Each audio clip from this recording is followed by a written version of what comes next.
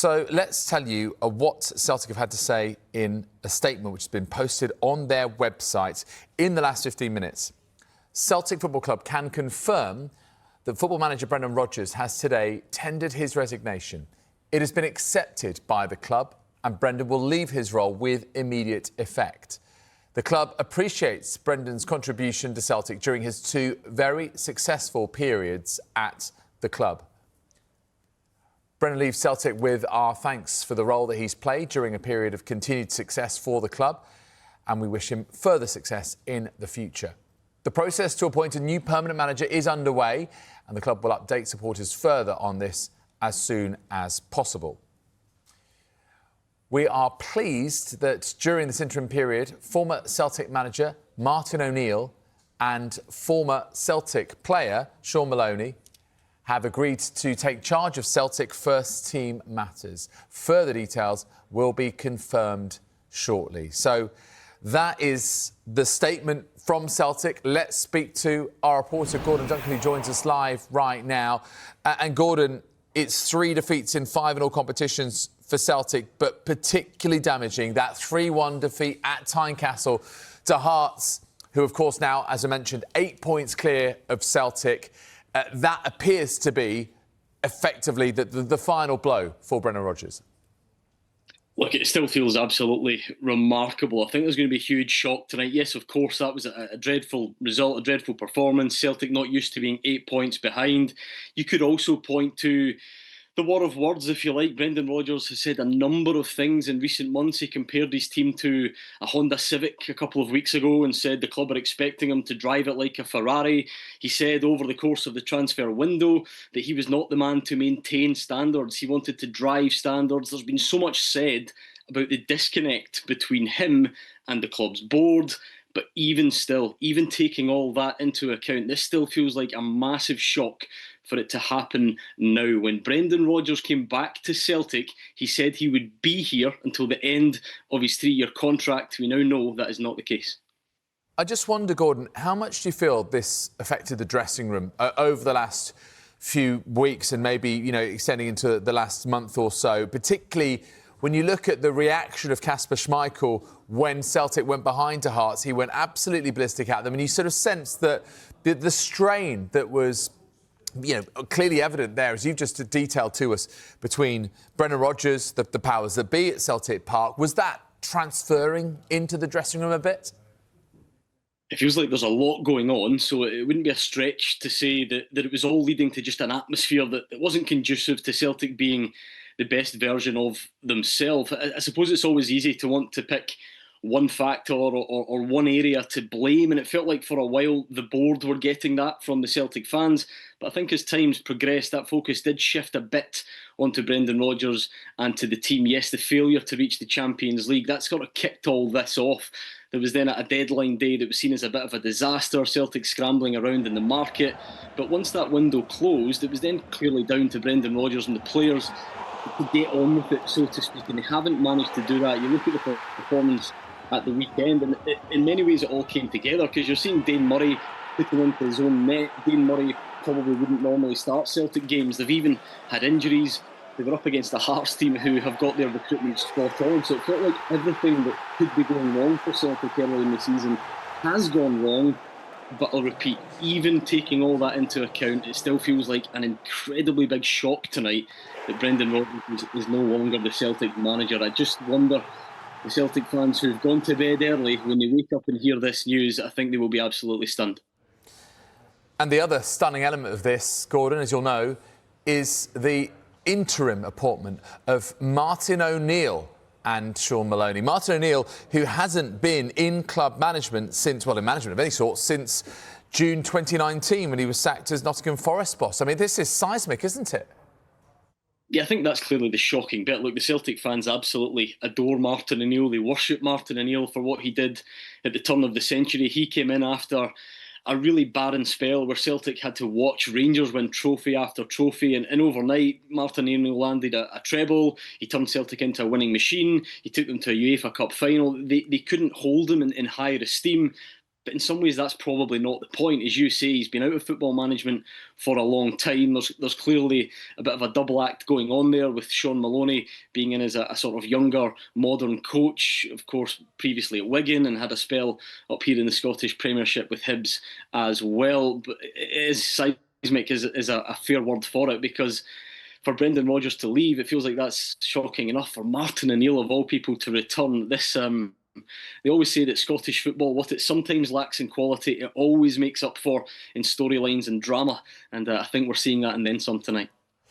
Yes, and also, let's just remind ourselves of where Celtic are in the Scottish Premiership right now. So, obviously, second in the table, but it's not just the fact they're second in the table, it's the fact that they are 8 points behind league leaders Hearts, and that 3-1 defeat I mentioned before at Tynecastle.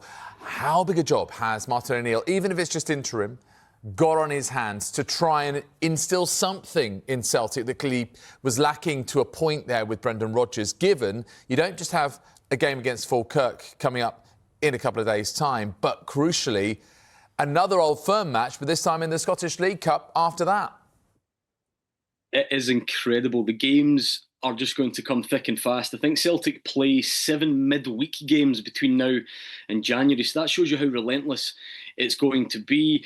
With no disrespect to Falkirk, there's possibly a feeling that if you're going to get a fixture that could take care of itself, it might be that one, a home game against Falkirk. I hope that doesn't upset the Falkirk fans. It just means on paper, if you like. But at the weekend, Sunday, as if the stakes could be any higher. There was already a real intrigue around this because of the pressure that would have been on Brendan Rodgers to deliver.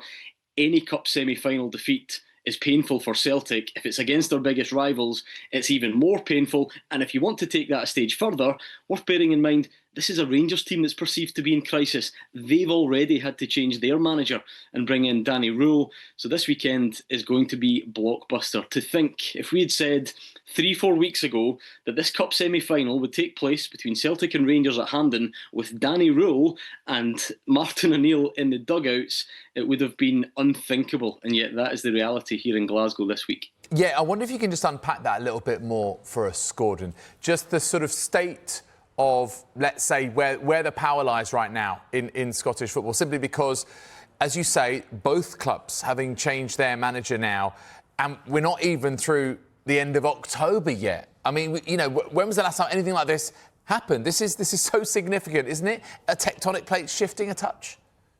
It feels totally unprecedented because of the way the balance in Glasgow tends to work. There's usually a good cop and a bad cop. There'll be one club that's in a good place and one club that's in a bad place. Very rarely are they both in a good place at the same time. That can't really be possible. I remember when Rangers reached that Europa League final under Giovanni Van Bronckhorst and Celtic were going well under Ange Postecoglou, and strangely, they both felt like they were in a good place. But this season, for the first time, possibly, well, certainly in my living memory, but maybe you could go back a bit further and find a time, but it feels unprecedented that they're both in a bad place. Now, maybe that's a bit unfair on Rangers because at least they've made the change and they're in the early stages of Danny Rule, but generally speaking, for this season, Rangers have been in crisis, could still be in crisis if Danny Rule can't hit the ground running.